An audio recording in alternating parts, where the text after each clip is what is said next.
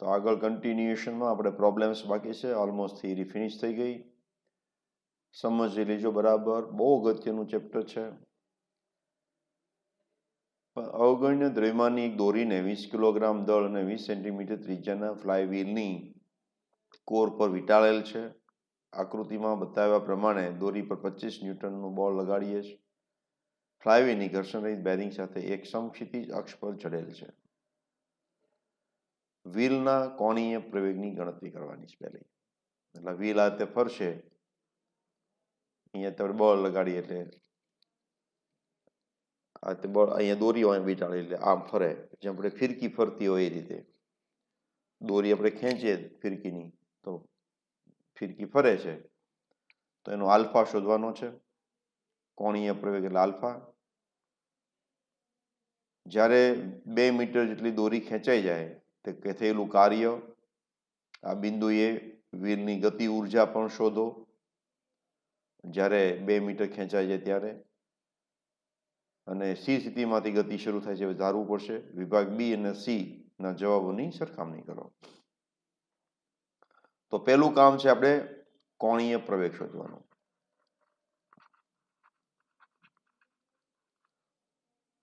તો આપણી પાસે એક સૂત્ર છે, ટોર્ક બરાબર આઈ આલ્ફા, અને બીજું સૂત્ર છે alpha is equal to change in કોણીય વેગ ડિવાઇડ બાય ટાઈમ.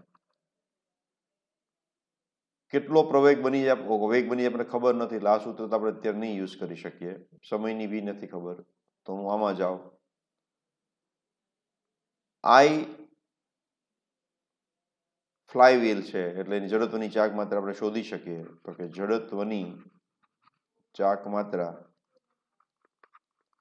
આઈ બરાબર 1/2 mr², તકતી તરીકે લઈએ. હાફ એમ એટલે 20 કિલોગ્રામ આપેલું છે, અને આર એટલે 20 સેન્ટીમીટર, એને મારે મીટરમાં ફેરવવું પડશે. તો થશે 20 એટલે કે 10 ગુણ્યા 0.2 4 0.4 એટલા થશે 0.4 કિલોગ્રામ ઇન્ટુ મીટર². આ જરૂર પડી એટલે મેં ગણી રાખી હશે. હવે ટોર્ક એટલે શું? તો અહીંયા હું બળ લગાડું છું, અહીંયા આગળ આર છે, એની વચ્ચેનો ખૂણો 90નો છે, એટલે આપણે લખી શકીએ ટોર્ક બરાબર આર ઇન્ટુ એફ. સાઈન 90 થાય એકચ્યુઅલી, પણ 90 લખવાની જરૂર નથી. આર એટલે કે 0.2 મીટર, અને બળ કેટલું લગાડીએ 25, એટલે 25 દુને 50 એટલે 5 જૂલ. આ ટોર્ક. હવે આપણે સૂત્ર લગાડીએ, ટોર્ક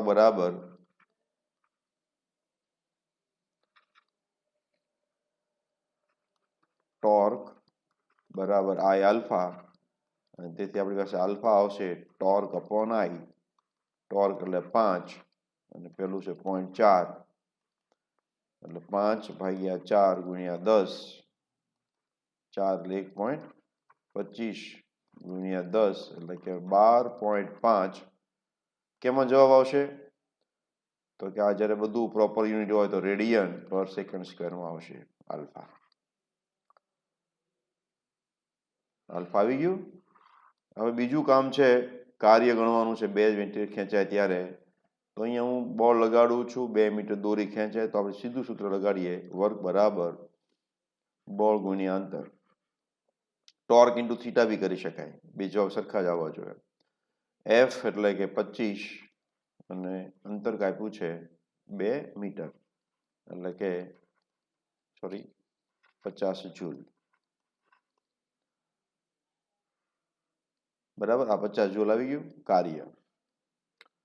આ બિંદુએ વ્હીલની ગતિ ઉર્જા, તો ગતિ ઉર્જા મારે જોતી હોય જેટલું ગતિ ઉર્જા એટલે હાફ mv², અને અહીંયા આગળ હાફ આઈ ઓમેગા².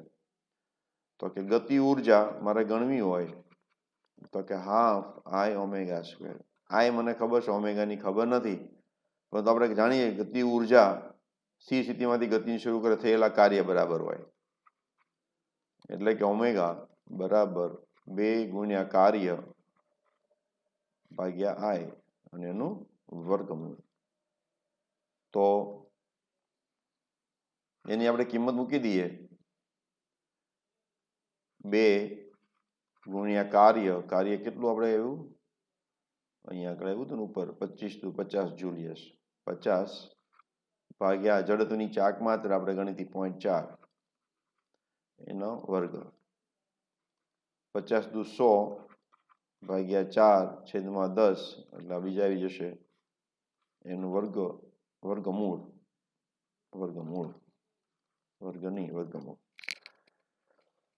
તો આ થશે 25 ચોક 100 બરાબર ને સોરી 25 ચોક 100 અને 25 × 250 એટલે 250 નું વર્ગમૂળ આવશે રેડિયન પ્રતિ સેકન્ડ. ગતિ ઉર્જા આટલી આવશે.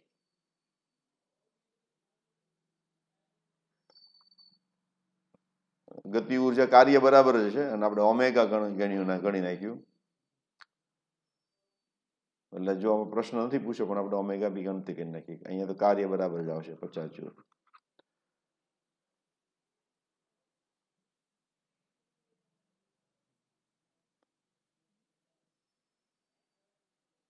બીજી રીતે કરી શકાય કે ગતિ ઉર્જા બરાબર half I omega square. Omega મારે ગણવાનું છે તો ઓમેગા ગણવા માટે આપણે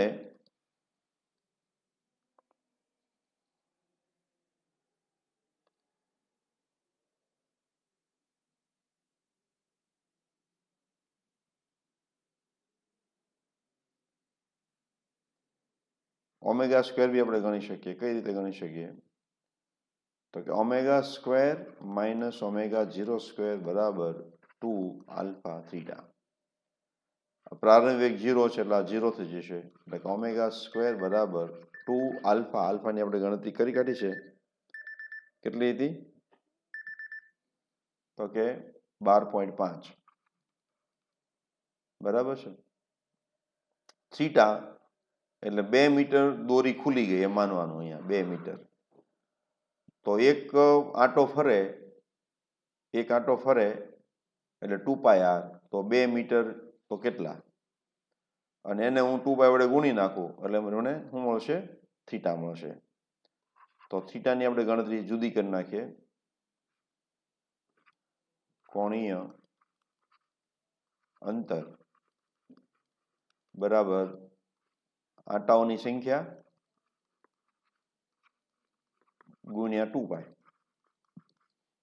આંટાની સંખ્યા એટલે કે 2 મીટર ભાગ્યા 2πr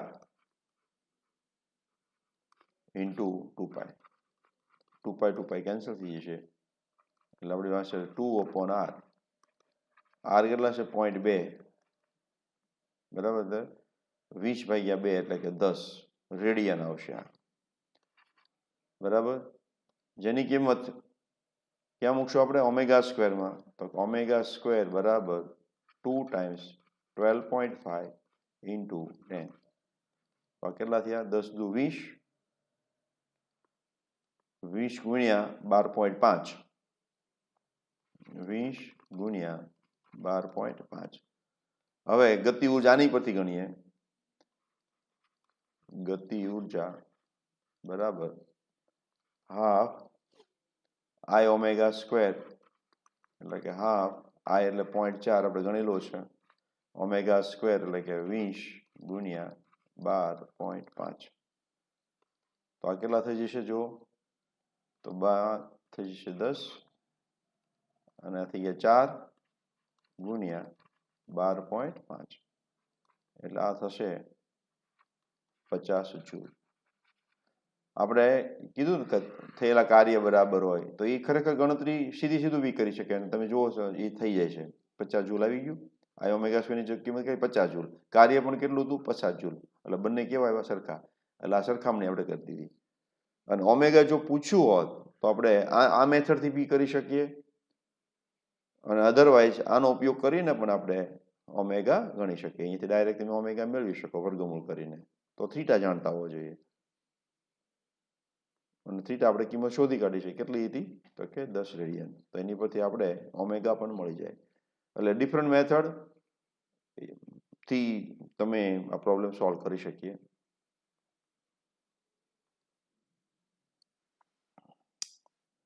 ત્રણ પદાર્થો, એક રિંગ, ઘન નળાકાર અને એક ઘન ગોળો, એક ઢળતા પાટિયા પર સરક્યા વગર નીચે ગબડે છે. તેઓ સ્થિર અવસ્થામાંથી ગતિ શરૂ કરે છે. બધા જ પદાર્થોની ત્રિજ્યા સમાન છે. કયો પદાર્થ મહત્તમ વેગ સાથે જમીન પર પહોંચે? તો વેગની ફોર્મ્યુલા છે આપણી પાસે v બરાબર √2gh अपॉन 1 + k²/r². આમ તો આ પ્રોબ્લેમ ડિસ્કસ કરેલો હતો, તેમ છતાં જ્યારે પ્રશ્નના સ્વરૂપે આવે છે એટલે તમને આઈડિયા આવી જશે કે આવું આપણે ડિસ્કસ કર્યું હતું. તો પહેલા તો કોણ કોણ આવે છે?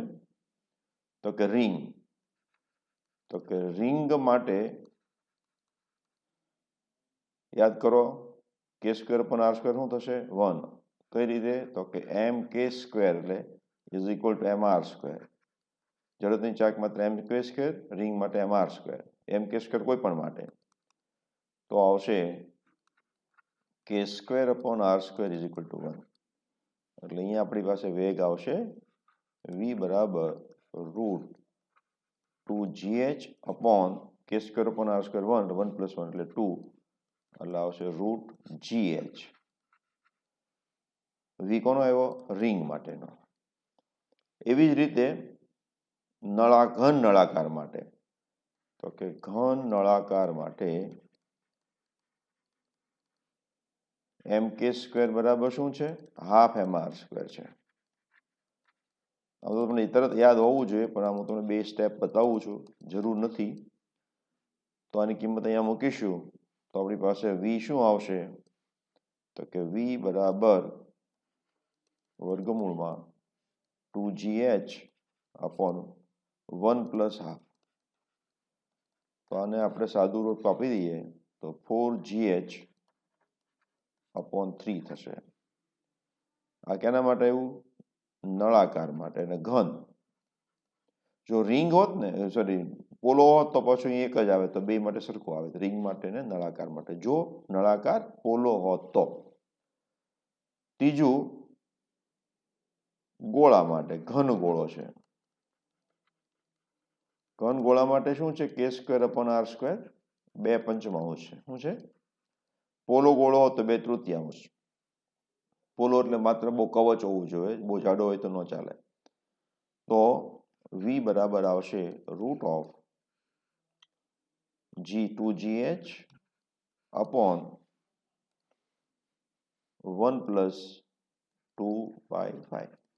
આનું સાદુરૂપ આપી દો એટલે આવશે 10gh अपॉन 7. હવે અહીંયા આગળ તમે જુઓ 1 છે, અહીંયા 4/3 1.33, અને અહીંયા આગળ આપણે જોઈએ 1.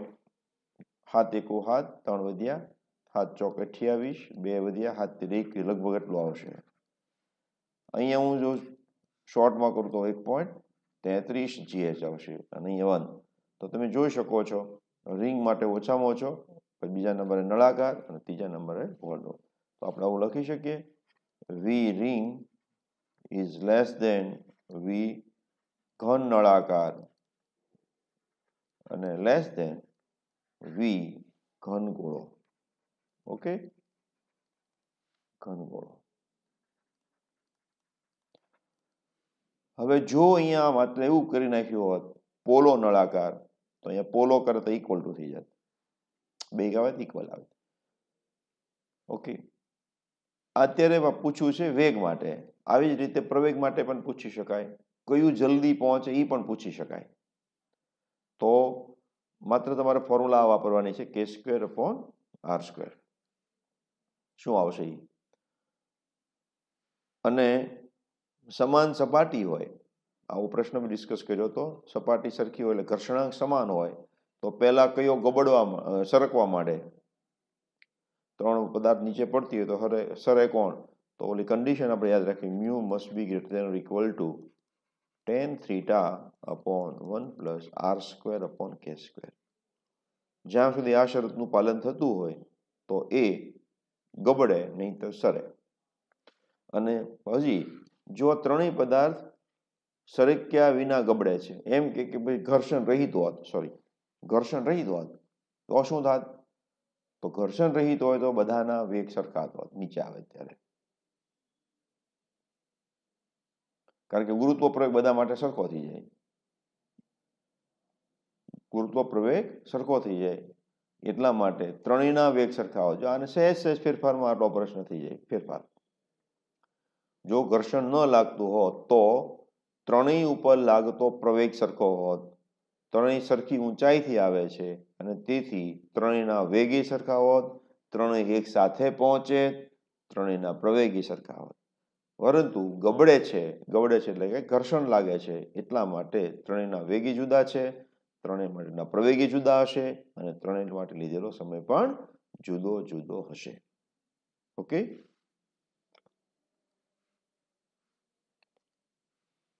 એક સમાન દળ ઘનતા ધરાવતા ગોળો, નળાકાર રિંગ, સમઘન આ દરેક પદાર્થના દ્રવ્યમાન કેન્દ્રનું સ્થાન જણાવો. શું પદાર્થનું દ્રવ્યમાન કેન્દ્ર પદાર્થની અંદરના ભાગમાં જ હોય? આ આવી ગયું છે મારા ખ્યાલથી. જરૂરી રિંગ માટે બહાર હોય. આ થઈ ગયેલો છે.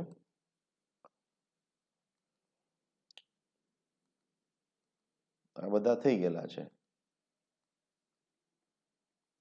યસ, આ બાકી છે. અને જુદો લઈ લો છું તો સી વી. એક કારનું વજન 1800 કિલોગ્રામ છે.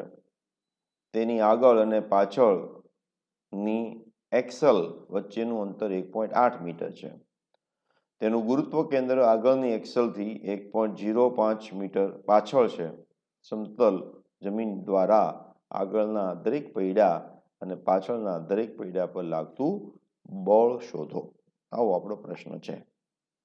ઓકે, તો અહીંયા આગળ સમતોલનમાં છે એટલા માટે પરિણામી ટોર્ક શૂન્ય હશે, પરિણામી બળ શૂન્ય હશે. એ સિદ્ધાંતનો ઉપયોગ કરીને આપણે આ દાખલો ગણવાનો થશે. ઓકે, તો આપણે એક આકૃતિ દ્વારા પ્રયત્ન કરીએ કે કાર છે, બરાબર. આ એક વ્હીલ છે, પાછળનું વ્હીલ બીજું છે, અહીંયા પણ એક વ્હીલ હશે, બરાબર છે, અહીંયા પણ વ્હીલ હશે. 4 વ્હીલ તો હોય જ તે. તો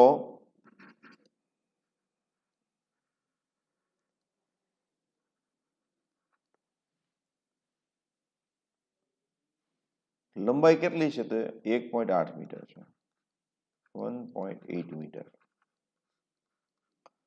તો એનું મધ્યમાન સ્થાન અહીંયા હશે અને એ નીચે તરફ mg લાગતું હોય, બરાબર છે. હું સમજણ પડે એટલા માટે આગળની સાઈડથી બતાવું. ખરેખર એ સેન્ટરમાં લાગતું હોય, પરંતુ હું અહીંયા બતાવું છું. કઈ બાજુ છે? 1.05 એક્સલથી 1.05 મીટર પાછળ છે ગુરુત્વ કેન્દ્ર આગળની એક્સલથી. એટલે આ જે અંતર છે એ 1.05 મીટર છે. 1.05 ખરેખર એક્ઝેક્ટ સેન્ટરમાં હોવું જોઈએ, પણ પાછળ વજન વધારે હશે એટલા માટે આવું બનતું હોય. ઓકે, હવે આપણે ગણવાનું છે દરેક વ્હીલ પર લાગતું બળ. ઓકે, તો ઉપર તરફ અહીંયા બળ લાગતું છે દરેક વ્હીલને, ઉપર બળ લાગતું છે અને આ બે બળ સરખા હશે.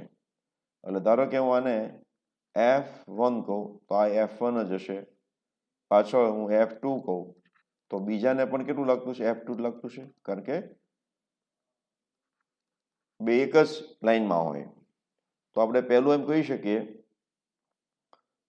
બળની સમતુલન ઉપરથી, બળ સમતોલન ને કારણે આપણે શું લખી શકીએ? કે 2F1 પ્લસ 2F2 બરાબર mg, એટલે F1 વત્તા F2 હું કરું તો mg/2 m એટલે 1800, અને હું g 1000 જ લઈ લઉં છું, સોરી 10 લઈ લઉં છું, 1000 9.8 મીટર પ્રતિ એટલે 10, જેથી કરી ગણતરી સરળ પડે, ભાગ્યા 2, તો આ થઈ ગયું 900, તો આ થશે 9000 ન્યૂટન. હવે એવું બની શકે કે ટેક્સની અંદર જે જવાબ આપ્યો હોય એ 9.8 લઈને ગણતરી કરી હોય, તો આપણો જે જવાબ આવશે એ ક્લોઝ આન્સર આવશે, અને તમે 9.8 લઈને તમારી મને પ્રયત્ન કરજો પાછા. ઓકે, આ પહેલું. હવે કાર છે એ આમ કાંઈ નથી થતી, એટલે કે પરિણામી ટોર્ક પણ કેવું લાગતું છે? 0 લાગતું છે. તો ટોર્ક આ બંને ભેગા થઈને ટોર્ક લગાડે છે. આમ આમ વિચારો, આમ બળ લાગે છે, તો આ ટોર્કને કારણે આમ ફરવા જાય, અને F1 ને કારણે આમ ફરવા કરે, અને mg ને કારણે નહીં થઈ શકે, કારણ કે mg જે છે એ દ્રવ્યમાન કેન્દ્રમાંથી પસાર થાય છે. તો એ દ્રવ્યમાન કેન્દ્રમાંથી પસાર થાય એટલે લંબ અંતર 0 થાય, એટલે ટોર્ક લાગે નહીં. ટોર્ક તો જ લાગે જો લંબ અંતર 0 ન થતું હોય તો 2F2 યસ, અને લંબ અંતર દ્રવ્યમાન કેન્દ્રથી, તો આ અંતર કેટલું થશે? તો 1.8 ઓછા 1.05, તો એ થશે 1.8 માઇનસ 1.05, તો આવશે 0.75. તો આપણે અહીંયા લખું 0.75. એને કારણે કઈ દિશામાં ફરશે? તો કે ઘડિયાળની દિશામાં, અને ટોર્ક 1 થશે, સોરી ટોર્ક 1 થશે 2F1, અને કઈ દિશામાં ફરશે? ઘડિયાળની વિરુદ્ધ દિશામાં, અને અંતર કેટલું છે? 1.05. આ બે ટોર્ક એકબીજાની વિરુદ્ધમાં ફેરવે છે, અને mg ને કારણે નહીં થાય, કારણ કે mg ને કારણે ટોર્ક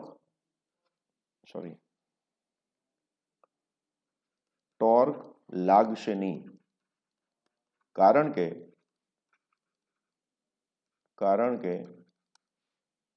mg ની કાર્યરેખા સંદર્ભ બિંદુમાંથી પસાર થાય.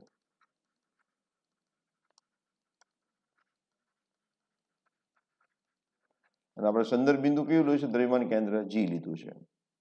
શું લીધું છે? દ્રવ્યમાન કેન્દ્ર G. એટલે કે જે ટોર્ક આપણે ગણ્યા ને એ દ્રવ્યમાન કેન્દ્રની સાપેક્ષે છે. દ્રવ્યમાન કેન્દ્રની સંદર્ભમાં ટોર્ક. તમે આ બિંદુ બી લઈ શકો, આ બિંદુ બી લઈ શકો, તમને એની કોઈ એવી નથી કે મર્યાદા કે તમે ન લઈ શકો, કોઈ એવું બંધન નથી, પણ આપણે એવું પસંદ કરવાનું જેથી કે ગણતરી આપણી સરળ થાય. હવે આ બે ટોર્ક લાગ્યા, તો આપણે એમ કહી શકીએ 2F2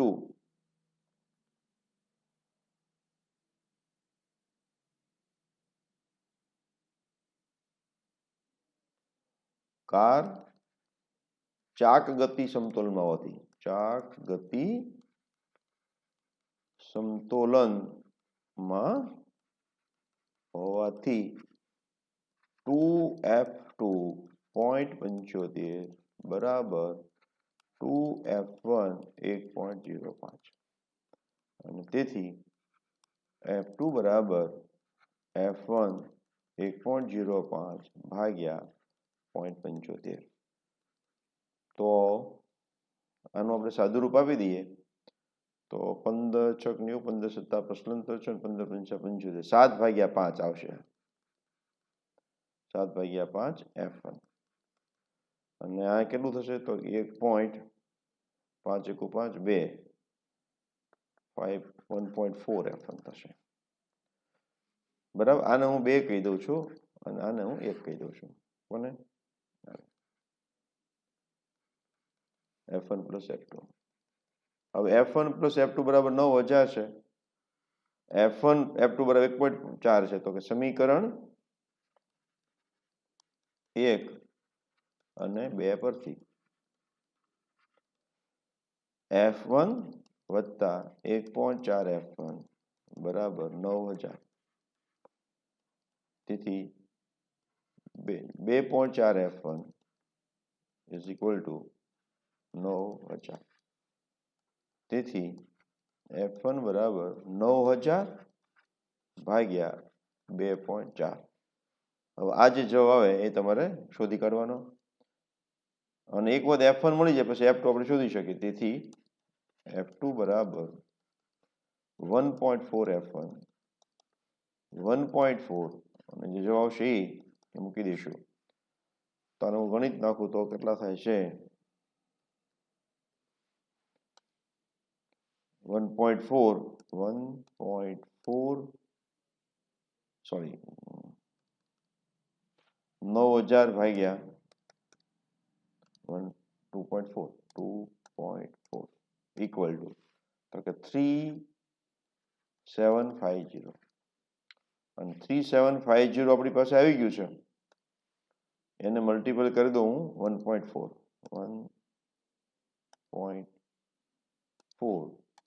તો આવશે 5250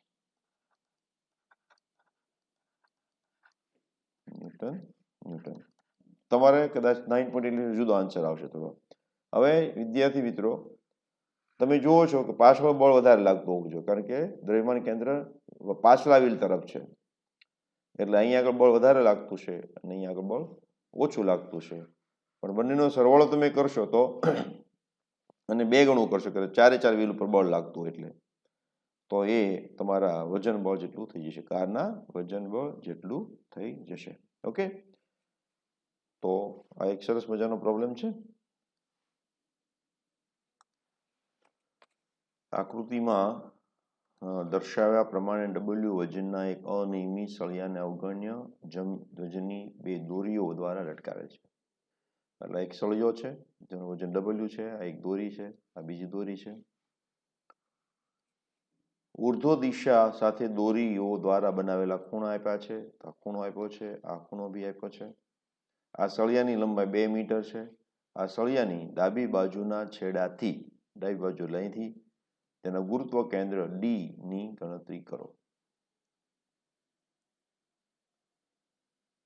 જો આ સળિયો યુનિફોર્મ થીક હોત ને તો 2 ખૂણા સરખા બની જાય, પરંતુ આ ખૂણો તમે જો નાનો છે, આ બીજો ખૂણો મોટો છે, એનો અર્થ એવો થાય ડાબી બાજુ દળ વધારે હશે અને જમણી બાજુ ઓછું છે, એટલે આ બાજુ ખેંચાઈ ગયો. કઈ બાજુ? આ બાજુ ખેંચાઈ, ડાબી બાજુ. બરાબર, આપણે માની લઈએ અહીંયા આગળ એનું ગુરુત્વ કેન્દ્ર છે G. આ છેડો A કહું, આ છેડાને B કહી દઉં.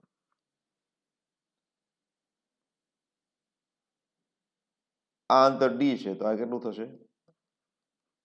તો કે 2 - D. બરાબર, બહુ સરસ પ્રોબ્લેમ છે સમજવા માટે.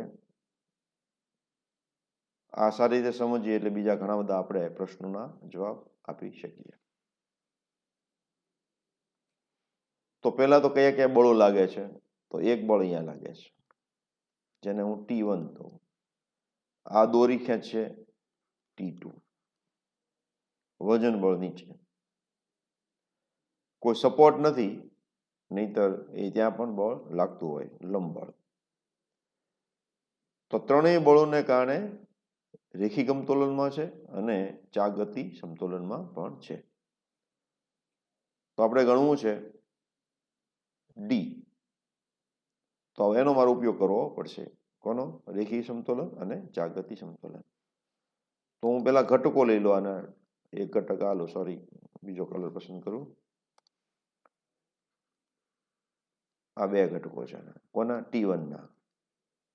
આ થીટા છે અહીંયા, તો આ થશે T1 cos θ1 અને આ થશે T1 sin θ1. એવી રીતે આ 2 બળોના ઘટકો લઈ લઈએ. આ θ2 થશે આને થશે કહેશું આપણે T2 cos θ2 અને અહીંયા થશે T2 sin θ2. તો પહેલું તો આપણે એવું કહી શકીએ ડાબી બાજુનું બળ બરાબર જમણી બાજુનું બળ. તો ડાબી બાજુનું બળ કયું છે? T1 sin θ1. ઓકે, સળિયો સમતોલનમાં છે, તેથી T1 sin θ1 બરાબર T2 sin θ2. θ1 અને θ2 આપ્યું એટલે આપણને શું થશે કે T1 T2 નું રિલેશન મળી જશે. sin θ1 એટલે કે 36.9 is equal two T2 sin 53.1. આ વેલ્યુ એવી આપી છે કે જેથી કરીને તમને વેલ્યુ યાદ હોય. તો sin 37 એટલે એ આવશે 3/5 અને આ આવશે 4/5. આ સ્ટાન્ડર્ડ છે. 53 37 નો ખૂણો હોય તો એક બાજુ 4 હોય, 3 હોય અને 5 હોય. નાના ખૂણાની સામે નાની બાજુ હોય, મોટા ખૂણાની સામે મોટી બાજુ હોય. બરાબર? એટલે આ થશે 3T1 બરાબર 4T2. આનો જરૂર પડે ત્યારે આપણે ઉપયોગ કરવાનો થશે, એટલે એક કહી દઉં છું. ઓકે, હવે ઉપરની બાજુ કરું. આ કેવું છે? સમક્ષિતિજ ઘટક. ઘટકો. હવે ઉર્ધ્વ ઘટકો. ઉર્ધ્વ ઘટકો. તો ઉપર કયું લાગે છે? T1 cos θ1 plus T2 cos θ2 is equal to W. T1 cos θ1 એટલે કે cos θ1 કેટલા છે? 36.9 plus T2 cos 53.1 degree is equal to W. તો T1 અહીંયા શું થઈ જશે? 36.9 છે એટલે 37. પાસેની બાજુ મોટી હોય 4/5 વત્તા T2 3/5. આ તમને કદાચ ખબર હશે, ન હોય તો ફરી વાર તમને કહું. આગળ અહીંયા ટ્રાયેંગલ હોય. આ જો 37 હોય, આ 53 હોય, તો આ 90 હોય. તો 37 ની સામેની બાજુ કઈ હોય? તો કે 3. આ કઈ હોય? 4. આ કઈ હોય? 5. એનો ઉપયોગ કર્યો છે આપણે અહીંયા. ઓકે,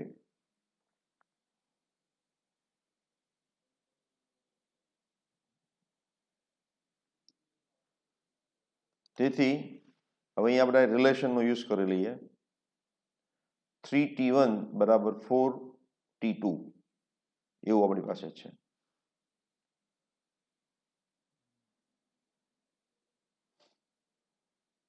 તો એનો આપણે ઉપયોગ કરીએ.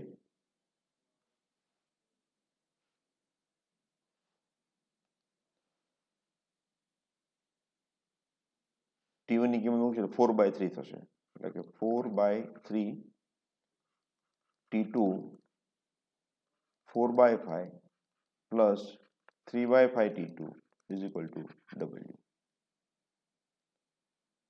બરાબર? તો કેટલાથી 4 ચોકે 16/15 T2 વત્તા 3/5 T2 બરાબર W.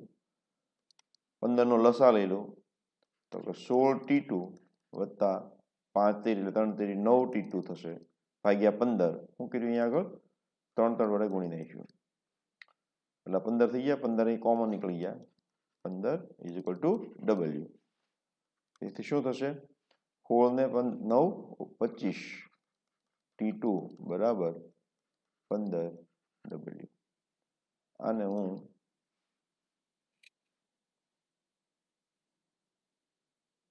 કહી દો 2.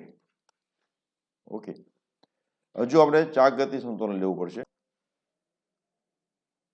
તો સમીકરણ 1 ઉપરથી આપણે T1 પણ શોધી શકશું.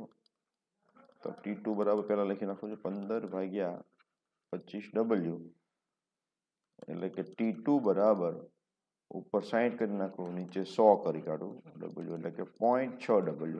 આને હું 3 કહું અને આની કિંમત અહીંયા મૂકી દઈએ તો T2 સમીકરણ 1 પરથી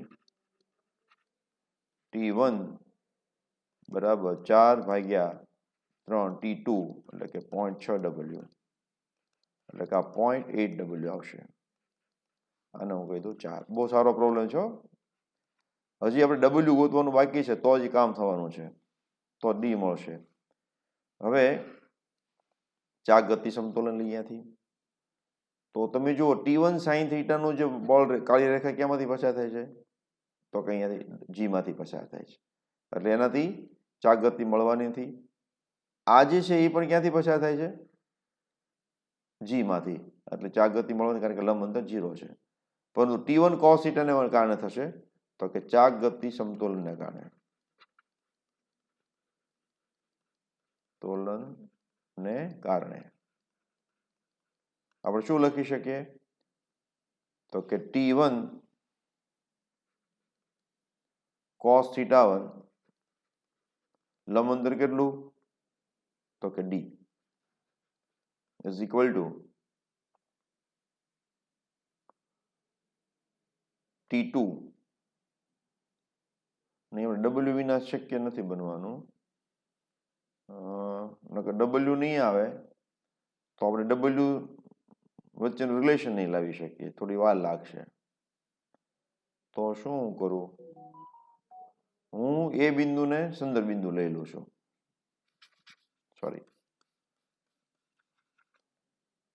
એ બિંદુની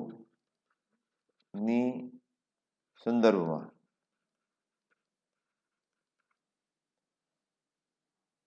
તો આ રેખા છે T1 cos θ1 T1 sin, એના કારણે ચાક ગતિ ઉત્પન્ન નહીં થાય, કારણ કે આની કાર્યરેખા એમાંથી પસાર થાય, આમાંથી પણ આમ પસાર થાય છે. તો W ને કારણે ક્યાં થશે? આટલું અંતર છે D. કઈ દિશામાં છે? તો કે આમ ફેરવે, એટલે કે ઘડિયાળની દિશામાં. બરાબર છે? એને હું 1 કહું, ટોર્ક 1. અને ટોર્ક 2 મારું કેટલું થશે? તો કે આને T2 sin θ ને કારણે નહીં થાય, કારણ કે કાર્યરેખામાં જેમાંથી પસાર થાય. અને T2 cos θ ને કારણે થશે T2 cos θ2 લંબ અંતર કેટલું થશે? તો કે 2 મીટર. અને ઘડિયાળની કેવું થશે? ઘડિયાળની વિરુદ્ધ દિશામાં. એટલે એક પ્લસ હશે અને બીજું માઇનસ હશે.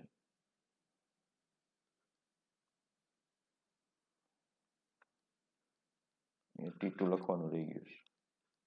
ટોર્ક 2 બરાબર T2. આ બે સરખા હશે, એક ઘડિયાળની દિશા ફેરવે, બીજું ઘડિયાળ વિરુદ્ધ દિશા, એટલે બે સરખા થઈ જાય.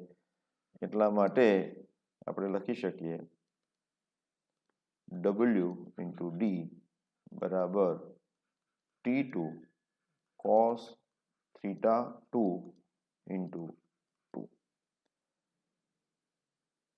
બરાબર. હવે T2 ની કિંમત આપણે અહીંયાથી મૂકી દઈએ. કેટલી હતી? 0.6W. 0.6W cos θ2 કેટલું હતું? θ2 એટલે 53.1. WD WW કેન્સલ, એટલે કે D બરાબર 0.6 cos 53, એટલે કે મોટા ખૂણાની બાજુમાં કયું આવે? નાનો આવે, એટલે કે 3/5. તો આ થશે 5 6 35,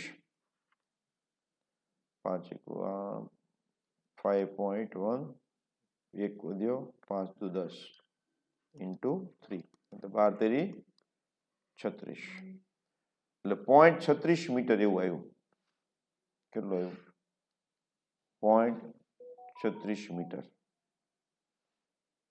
એવું આપણે જવાબ આવે છે. ચેક કરવું પડશે.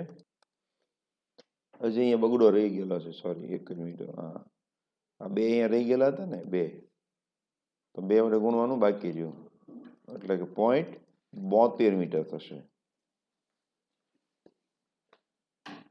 0.72 મીટર આવશે જવાબ.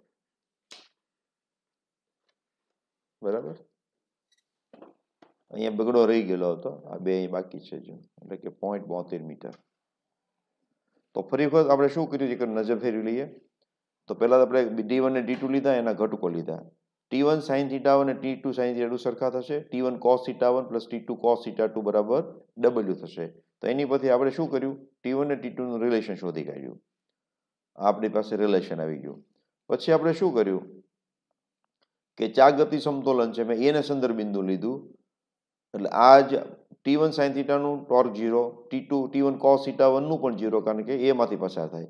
W ને કારણે આ રીતે બાજુ ફરે એટલે ઘડિયાળની દિશામાં, તો આ બળ ગુણ્યા લંબ અંતર એટલે D.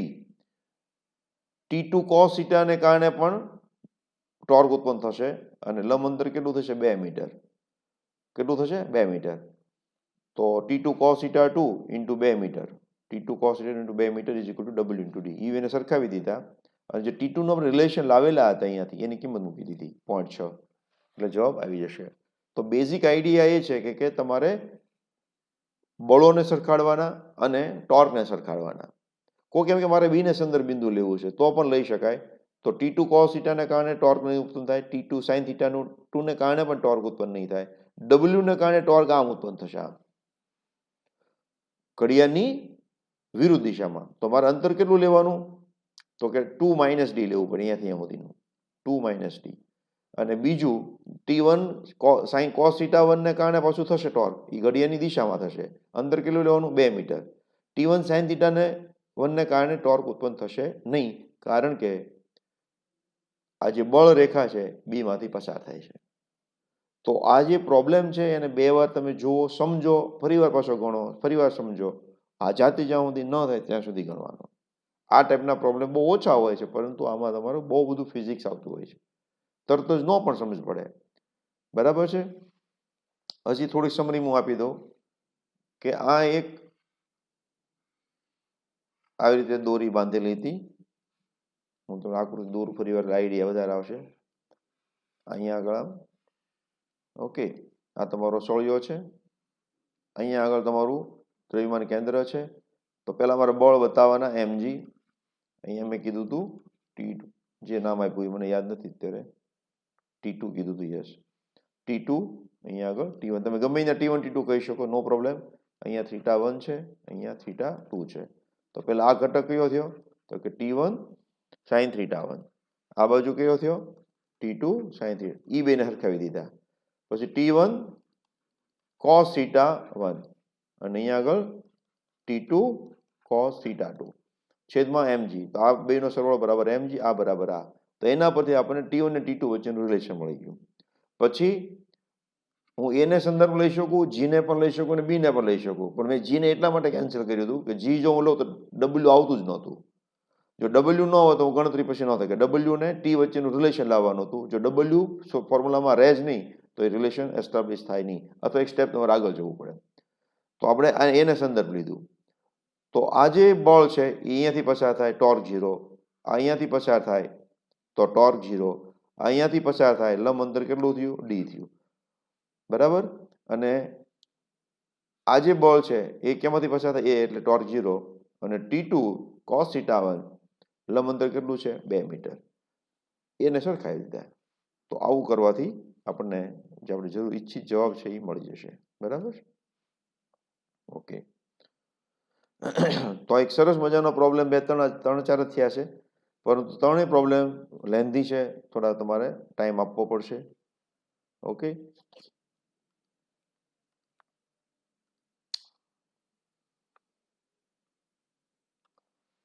ગોળાના સ્પર્શકને અનુલક્ષીને ગોળાની જડત્વની ચાક માત્રા શોધો. ગોળાના કોઈ પણ વ્યાસને અનુલક્ષીને જડત્વની ચાક માત્રા. તો આ તો હવે બહુ સિમ્પલ છે. સમાંતર અક્ષનો પ્રમેય મારે વાપરવાનો.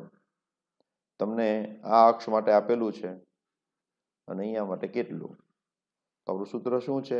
I બરાબર IC પ્લસ MD². IC તમને આપેલું છે, M આપેલું છે, D એટલે ત્રિજ્યા થશે, અહીંયાથી અહીંયા સુધીનું અંતર, લંબ અંતર લાર. એવી જ રીતે B પણ મેં ગણાવી દીધેલો છે, તો તમે જાતે કરી કાઢજો. સમાન દળ અને સમાન ત્રિજ્યા ધરાવતો એક કોણ છે? પોલો નળાકાર, અને બીજો છે ઘન ગોળો. એની પર ટોર લગાડ્યું સમાન મૂલ્યનું. નળાકાર સમમિતિ અક્ષ પર ચાક ગતિ કરવા માટે મુક્ત છે. ગોળો કેન્દ્રમાંથી પસાર થતી અક્ષ માટે મુક્ત છે. આપેલા સમય પછી કોનો કોણીય ઝડપ વધારે હશે? તો આ એક ગોળો છે અને નળાકાર છે.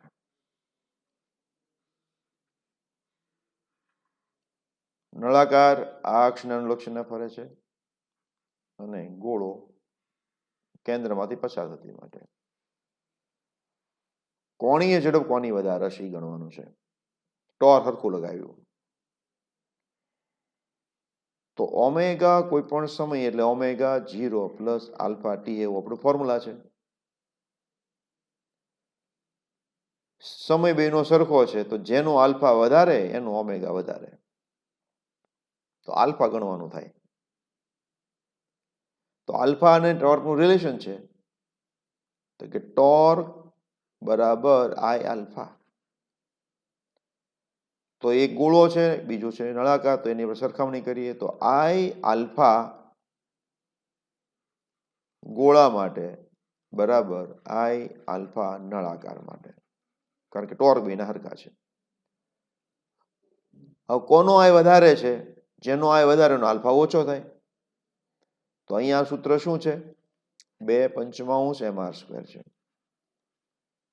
આલ્ફા ગોળો બરાબર પોલા ગોળા માટે mr², પોલા નળાકાર માટે સોરી, ઇન્ટુ આલ્ફા નળાકાર. આ નાનું છે આ મોટું છે, તો જેનું આઈ નાનું એનો આલ્ફા મોટો.